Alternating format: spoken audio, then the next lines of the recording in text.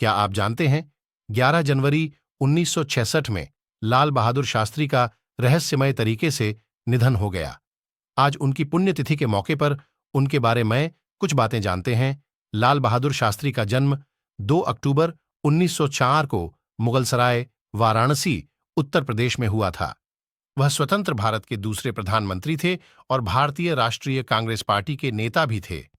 गांधी जी ने असहयोग आंदोलन में शामिल होने के लिए अपने देशवासियों से आह्वान किया था।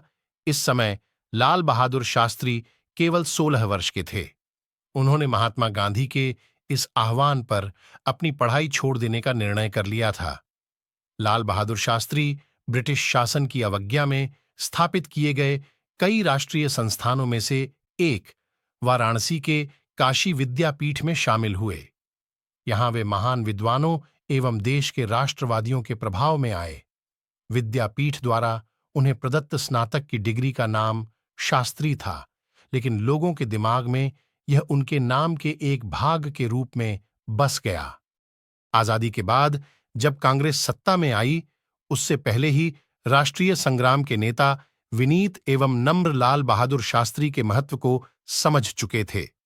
1946 में जब कांग्रेस सरकार का गठन हुआ, तो इस छोटे से डायनमो को देश के शासन में रचनात्मक भूमिका निभाने के लिए कहा गया। उन्हें अपने गृह राज्य उत्तर प्रदेश का संसदीय सचिव नियुक्त किया गया और जल्द ही वे गृह मंत्री के पद पर भी आसीन हुए। कड़ी मेहनत करने की उनकी क्षमता एवं उनकी दक्षता उत्तर प्रदेश में एक लोकोक्ति बन गई। वे 1951 में नई दिल्ली आ गए एवं केंद्रीय मंत्रिमंडल के कई विभागों का प्रभार संभाला। रेल मंत्री, परिवहन एवं संचार मंत्री, वाणिज्य एवं उद्योग मंत्री, गृह मंत्री एवं नेहरू जी की बीमारी के दौरान बिना विभाग के मंत्री रहे। उनकी प्रतिष्ठा लगातार बढ़ रही थी। एक रेल दुर्घटना जिसमें कई लोग मारे गए थे के लिए स्वयं को जिम्मेदार मानते हुए उन्होंने रेल मंत्री के पद से इस्तीफा दे दिया था। देश एवं संसद ने उनके इस अभूतपूर्व पहल को काफी सराहा।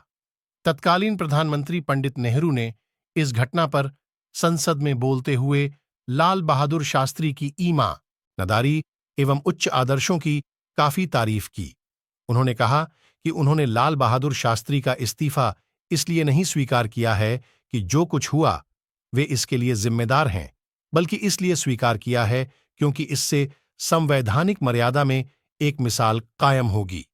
रेल दुर्घटना पर लंबी बहस का जवाब देते हुए लाल बहादुर शास्त्री ने कहा, शायद मेरे लंबाई में छोटे होने एवं नम्र होने के कारण लोगों को लगता है कि मैं बहुत दृढ़ नहीं हो पा रहा हूं।